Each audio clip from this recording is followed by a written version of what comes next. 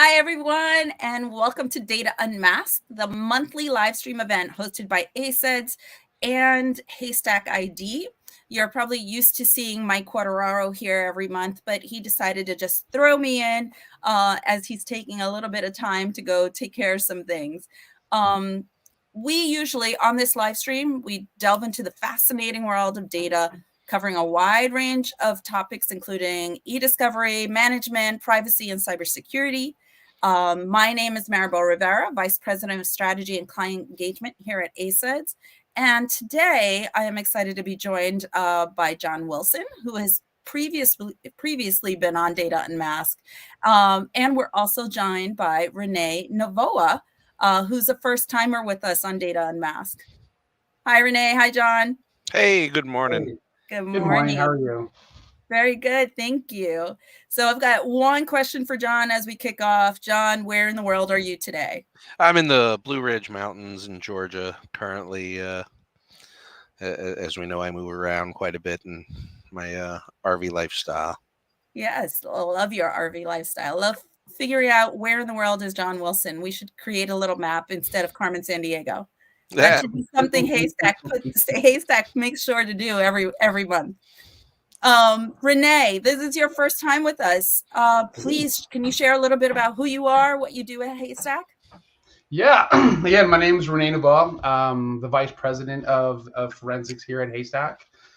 So it's been an extensive journey for the last 4 years here at Haystack. Previously I had over 17 years of data recovery, digital forensics, and some entry into the e-discovery world, which really got me excited to what I do today. And I got into some of the mobile forensics as well, working with one of the popular vendors to really broaden my knowledge. And I found a home here at Haystack that really allowed me to explore both my curiosity to data and where data is stored, digital forensics, e-discovery, and really got to focus into my love into mobile and my curiosity to really help run the R&D team here at HaystackID. Awesome. Thank you so much for sharing that. So Yeah, absolutely. let's dig in a little bit. There's a lot going on around privacy regulations. So given all of the recent updates, right, that we're seeing, what's the industry's biggest challenge? Who wants to go first? I mean, I can jump right in. I mean, we All right. have, quite a bit. There's quite a bit of regulations and changing landscape. With the U.S. adopting. The many states in the U.S. adopting some privacy regulations. I think eventually we'll wind up with a federal privacy regulation at some point, probably some years out yet. But then you also have, the one that everybody knows, the EU GDPR. But you also have Canada and China, and everybody is implementing privacy regulations. And the challenges that are really important is the scope of data and making sure that you're getting access to the only the data that's needed for a matter. In the past, it was always, hey, I'm just going to go cast this wide net, I'm going to capture all the data, we'll figure out what we need. And that's kind of been how US e-discovery has worked for a long time. Outside the US it was a little different, but you still generally grabbed a wider net. With all of the changes in privacy regulations and the global privacy awareness, even it becomes much more challenging. You have to be, hey, I'm only going to get the data that's really specific to my specific matter, and not only the specific matter, but just the stuff from this individual that matters to the actual, it has relevance to the actual matter, and not that broader sweep of all the data they have. Yeah. Well, to add to that, I think that's what has mobiles become to each of us, right? It's become our music player, it become our tracker of our health and our running and our finance. People are doing their Bitcoins, and they're doing their finances, and people are doing Apple Pay or however way they're exchanging information. But it's having so much of that type of information. We're even having health things for diabetics. You're able to scan that information and log all your numbers that I'm seeing and the people around me. And it's frightening because, as John pointed, it's being able to narrow down to that scope. But a mobile device becomes so many different important things to so many of us in different ways that when you go into a device, you can't just cast a wide net because you really don't know what you're going to grab, and you may grab something unintentionally that's way out of scope and may be just not appropriate for that conversation. Excuse me, for that conversation. So mobiles really, I find in general, are the biggest challenges because it can be so many different things for so many different people. Interesting. So I want to talk a little bit more as we're building out mobile, right? So we're talking a little bit about mobile, but also we've gotten into this whole world where after the pandemic, everything is a lot more remote. We're bigger and growing globally. So given the global nature of today's work, right? The Digital Markets Act in the EU is a topic that's it's pretty a significant interest for everyone. So how do you think that's going to impact how data is handled here in the US? Well, the Digital Markets Act is really intriguing because there's going to be quite a few ramifications from it. So on its surface, it says that, basically communication applications have to have interoperability, and you have to be able to communicate across multiple platforms. Again, it's trying to break the monolith, the single ecosystems like Apple's iMessages or WhatsApp or WeChat or Signal or Telegram or whatever application you want to call it. And it's saying, hey, you can't just communicate with your users. If you're going to have communications and you're going to be able to communicate with other people, you have to be allowed to communicate with other people on other platforms. You can't require somebody to use only your platform. And so now you're talking about messages from WhatsApp going to Signal or Signal to Facebook Messenger and all of this, cross-threading. But so that brings many significant challenges to the data discovery aspects of it, because now it's, how do you get the data? Where is the data stored? Because they're using all these different apps. But also, how do I know what app the other party that I'm communicating with is using? So what platform are they on? Because that could also be relevant. Or it could also lead us to, hey, we don't have any Signal messages for that user because it's ephemeral, it's encrypted end to end, and doesn't get captured in a regular collection process. So now what do we do for that other custodian that was using Signal? Do we have to go do a secondary collection process, or do we have to do something different in order to gain access to their messages? And then the whole plethora of problems that come from, data from various platforms, so they don't all look the same. So how do you review all those messages? How do you start looking at threads following a conversation when their communications are jumping from platform to platform, and maybe even changing usernames to usernames, because usernames like on one app might be tied to your phone number. On another app, it could just be a username you selected. It's really just this wide spectrum of inherent challenges that are going to get caused by this Digital Markets Act. Even putting aside some of the vendors in response to the Digital Markets Act are going to start offering basically, well, I'll let Rene tell this part. So Rene. No, I don't. You're in the middle of that last part.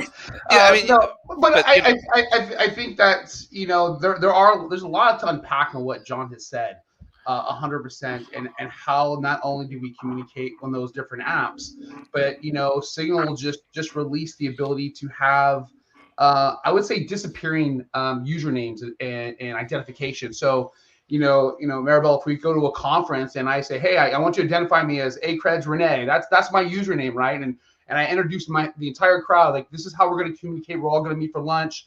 Now we're going to go to this talk, and that's how we're all going to meet up. But after the conference, I can then go back to, hey, West Coast Rene, or whatever my username is, because of all my folks that are here on the West Coast.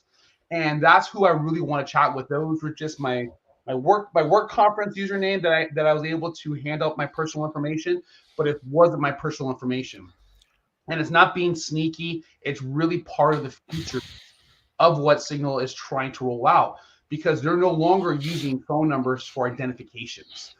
So I think that is, as an investigator, and I think that should be very, very frightening to all of us in this industry, because how are we going to identify user A to user B that this conversation is 100%, this is who they were talking to, when they can say, oh, that wasn't my username, or this is my phone number and I was on Telegram, and we could communicate that way. So I think it offers a lot of challenges of how we put someone behind that mobile device, and knowing that conversation is authentic to that individual and it wasn't made up temporarily.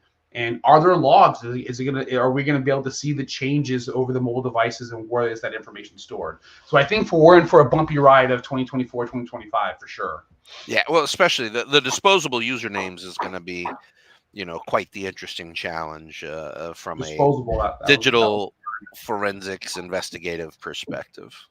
Yeah, especially since everything is supposed to be ones and zeros and it's supposed to be locked in, and it's the source of truth. And now I have all these different sources of truth, so it's right. going to be interesting. So just going to jump to, given that you can hide your phone number, your usernames, all of those things, we're seeing the same thing, right, with some email addresses as well, where you can hide your email address, you can change your email address. Does that same problem occur there?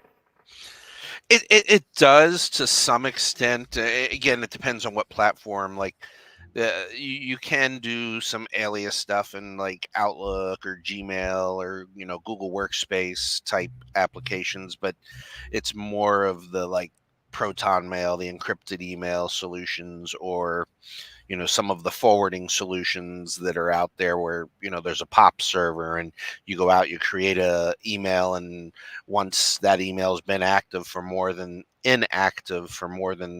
X period of time, which can be anywhere from 1 minute to hours or days, that address dissolves, it goes away. So then there is no record of where those messages were forwarding to, or how to unwind all of that. So yeah, it certainly causes problems. It is more of a fringe instance versus mobile app third-party communication tools like Signal or Telegram that are very commonplace and very like WhatsApp is very ingrained in a lot of people's communication habits, or Slack or Teams.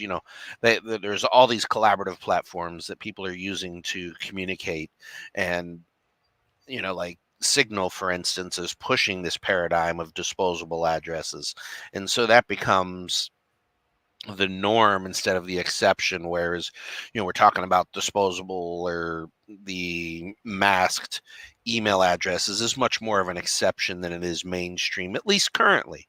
That's not to say that global adoption may not tick up there.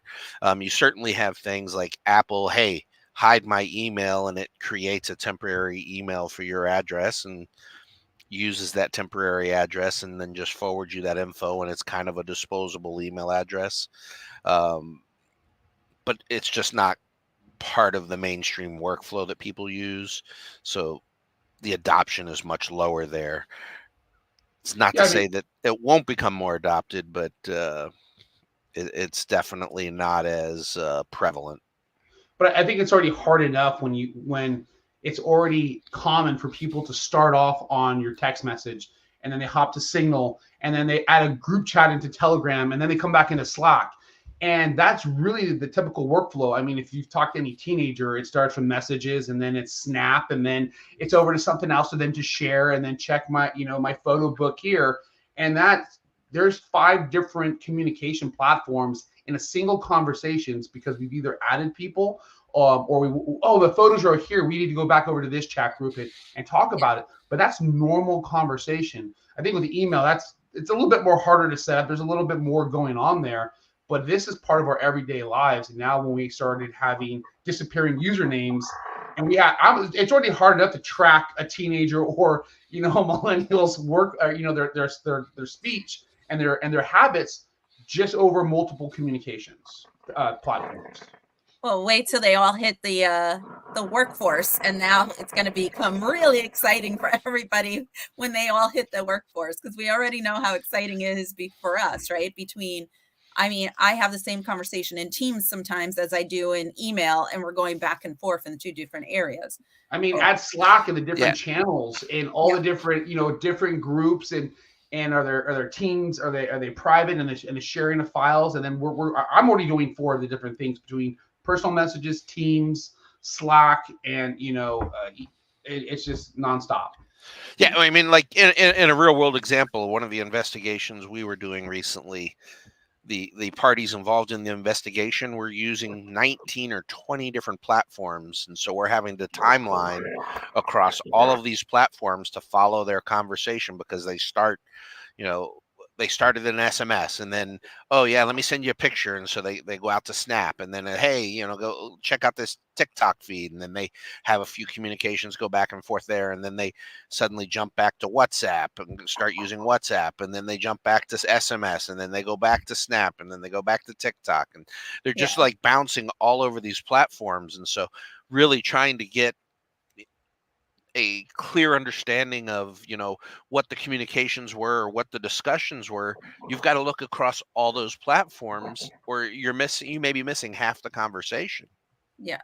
So let's keep down this area, right? This topic, because now we're talking about mobile devices, but then in between all of these is also personal device, right? BYOD, and your work device. If you have a work device that needs to be separate from a personal device, which I'm sure sometimes people are using both to have these conversations and going back and forth in certain things. But then if you have your BYOD device only, so there's a lot there. So how, as investigators, can you ensure, right, you're only collecting the data that's pertinent to the case without infringing on privacy between all of these different, like all those different devices, all the different Slack channels, everything else that's going on? Yeah, that is that is a really important distinction. People do jump between a personal device and a corporate device, and you do have to. I can't turn around and pick up the messages from back and forth with their kids or their spouse or their mother in relation to a case that I'm investigating, because that is a privacy violation, and so you have to be very focused. You have to really start. It really goes back to the 101 investigation techniques. You've got to figure out what they're doing, what the interactions are. You got to do some analysis to identify the particular items. You got to maybe have that interview with the custodian. You've got to do some interrogation of their devices to figure out what their communication platforms are and what techniques they're using to communicate and move across things. And it gets super, super complicated. Like you're talking about just, having a BYOD device and a corporate device.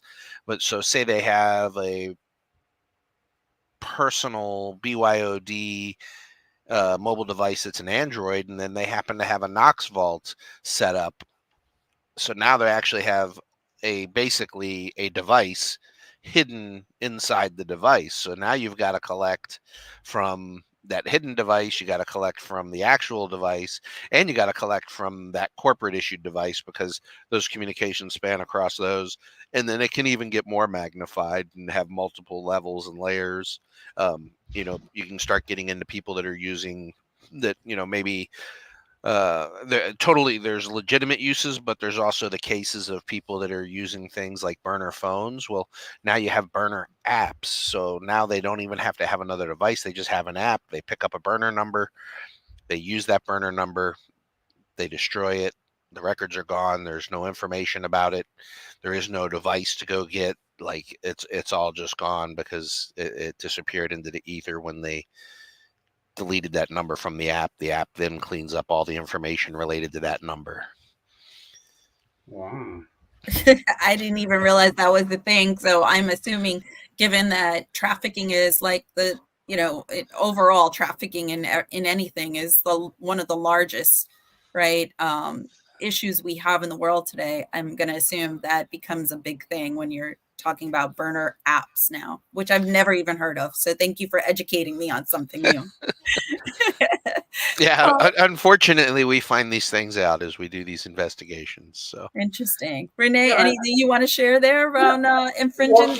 on privacy? Well, that's a lot, right? And I think, Yeah. when we start talking about trafficking, time is key, right? And you come into a situation where you have all these burner phones, or you have personal phones, and you have your work phones. Is being able to identify which phones are important first. Yeah. Being able to see, like, hey, do I need to spend the time? Is there a weird app on here? Should I spend time in here, or does this look like a generic phone?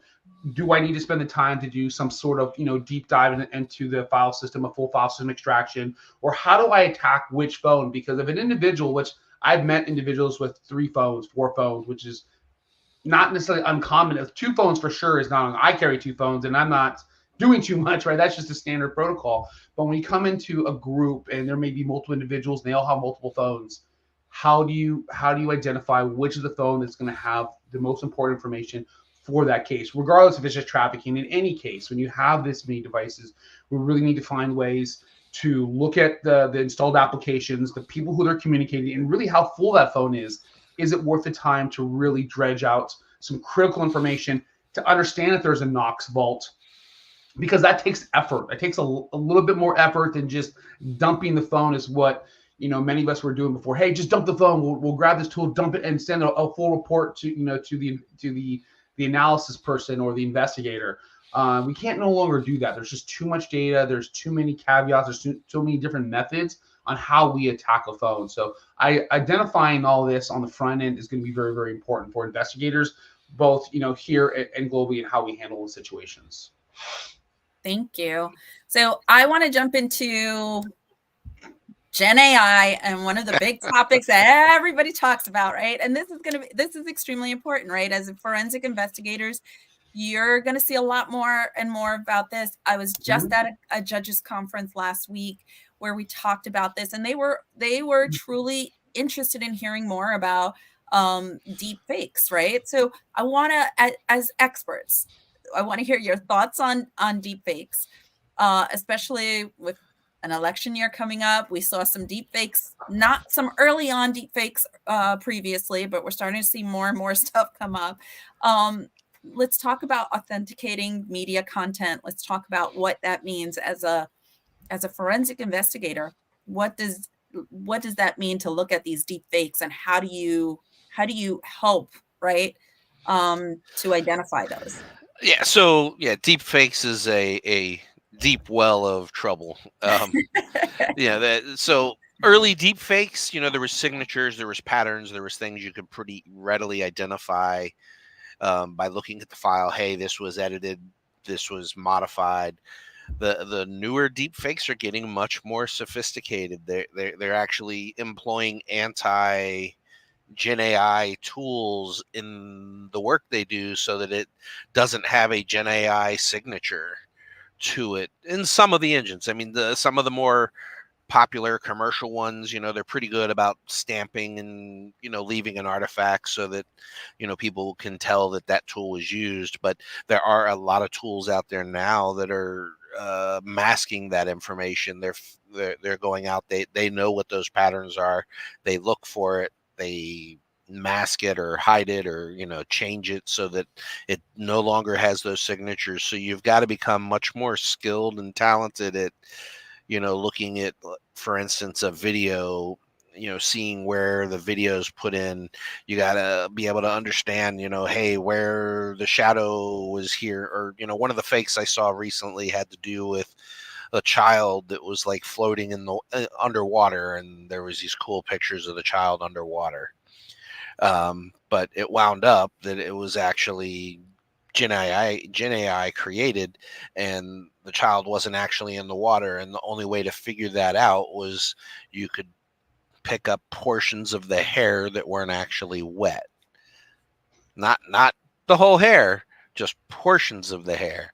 So you had to be, really getting into it, looking at the pixels and being like, oh, wait, there's 10 pixels here that are not wet where the rest is. So the AI program, or the deep fake program that was utilized to create this, missed these 10 pixels.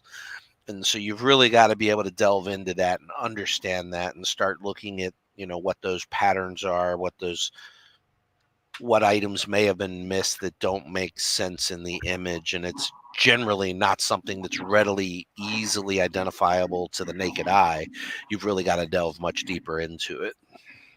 So, oh, I'm sorry. I'm sorry, Rene, just one question there. So does that mean like we may have like this forensic expert that is just looking at pixels? Like that's not your expertise, right? Like, is that someone that comes onto a team with working with you and Rene, like looking at pixels? Yeah, so I mean, like we already do some of that. We have people that specialize in like looking at, we do a lot of DVR investigations, and we've got to look at videos and authenticate videos. Is this an authentic video? And it's exactly what we're talking about with deep fakes. But yeah, so it's a specialty. You got to have somebody that really understands this stuff, that can really get into it, really understands where those break elements are, where the things get missed in the common engines that are creating these deep fakes. Again, like I said, the one with the child in the water, it was a handful of pixels in the middle of the hair that got missed. It wasn't like the whole thing. Like it did a really good job of making all the hair look wet, and making everything look like the child was actually underwater, but it did miss this one small section. And when I say small, like it's like looking at a pin. Like you're not going to see it when you're looking at it as a video playing on your screen in general terms. Like you've really got to be focused on it and looking at it, and then you blow it up, and then you can figure it out. But that's the problem right there, especially when you go into an election year. That video seen on Facebook or any type of other social media platform is not going to have the ability to really look into that. And John's saying that we do have people that go into that, and especially in that, but they look at that all day. For the mass public of mass information, you're not going to have the time to really dive into that. And the problem with the deep fakes is it's so accessible now. Your WhatsApp comes with AI. The Samsung S22 comes with some sort of AI. So being able to generate this type of information is at people's fingertips much easier, much faster, and more accessible. But the ability to determine if it's a fake or if it's real is not as accessible. There is not a lot of apps that you have on your phone that everyone's already using to say, hey, is this authentic? You have to have a professional. You have to have some sort of trained eye that you've had the experience to understand if there's a dot in the lower corner, if there's that hair that Sean's talking about. How long did it take us to realize that hair was dry, right? But if I'm scrolling through my feed and there's a deep fake, and I'm just clicking like or whatnot, I may just believe the information because I'm not spending the time to really focus on what could be right or if it's really that good. And people are really spending time, a lot of quality time on getting good at it. So yeah, and there are applications, like I said, there are tools out there that will help identify some of these deep fakes. But again, a lot of the deep fake creation tools are getting much more sophisticated than, masking the fingerprints that get left behind. So those tools are not nearly as successful as they were, say, a year ago. It was pretty easy to identify, hey, this was, a image created by Sora or whatever image creation tool you want to talk about, AI image creation. It's becoming much harder to identify those because those fakes are getting much better, and those fingerprints that get left behind are getting cleaned up much better. Yeah. Interesting. Good. So we've got a few minutes. We're going to go a little bit over time. But I want to talk about, I was with your CEO last week. I was with some other members of your team and was hearing a lot about HaystackID Metal Suite and how it addresses today's challenges, and it's built to handle future challenges. So I don't know how that relates to some of the things that we talked about, but tell me what's the buzz all about? Yeah, so I mean, it ties right into the whole privacy conversation, So our Metal Suite is really a suite of tools. We've had it for a couple of years. We did a lot of refinements and enhanced and added several additional services this year. We're first to market with a mobile device triage capability, so a remote triage where we can connect to a device over the internet and get just triage information about the device. So understand, hey, what model, how much memory, how many messages, what's the oldest message, what's the newest message on the device, who are the contacts that are on the device, what applications are installed on the device. So now we can understand, hey, the possibilities of where they're doing their communication is this list because this is what's installed on the device. It can't really exceed that list. And so that gives you a great starting point. And then that also allows us to take that information and move into our next service, which the triage service is Metal Vanguard, and then we can move into Metal Precision, which is targeted collections of a remote across the internet again, um, collection of the device, but it's targeted. So we're going to go and we're going to get, hey, here's the 4 people that are related to the business. The rest of it's all personal family members. And here's the date range for this specific matter. So we can be very focused, very precise, and cutting out exactly the information we need for discovery or an investigation or whatever type of matter it may be, and collect just that specific chunk of information. And that's that Metal Precision service. And then we also now have the ability to take that Metal Precision service and stream it directly into Relativity. As we all know, everybody uses Relativity in this industry, or it's certainly the behemoth of the industry. Yeah, it's not the only. It is the behemoth. It is the majority of the marketplace. And so we can stream that data directly to Relativity, bypassing many steps that used to be involved. So generally, historically speaking, when we collected a mobile device from saying, hey, I want to go collect it in view platform, you were generally looking at 5 days. I think we're losing you, John, for a quick second. The mountains are messing with you. Uh-oh. Is that better now? Yeah. It's getting a little better. You froze a little bit. Oh, okay. I'm not sure what happened there. Now you're back. All right. So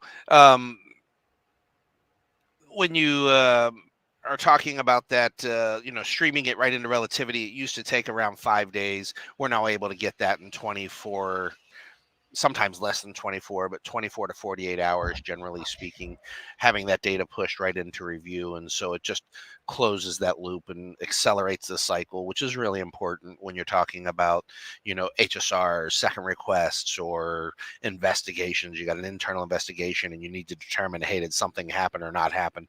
Do I need to take other actions? Do I need to get a cease and desist order, or, what the case is, what issues may be at play? Interesting. And then, we also do the, I'm sorry. And then just to wrap up, we do have a full remote kit solution, which is our Metal Reach, where we can send out kits and stuff like that for traditional remote collections of mobile devices. And then we obviously do the full file system extraction, the real deep dive, the 3-letter agency kind of collections of a mobile device to really see, hey, what are they touching on the screen? What interactions are occurring on the device, was data streaming, all that sort of stuff. And then also the final step is, we can unlock devices. So in appropriate cases, and where the company owns a device and they have lost the ability to unlock it because they lost the PIN, for instance, we can do things to bypass that PIN and unlock the device.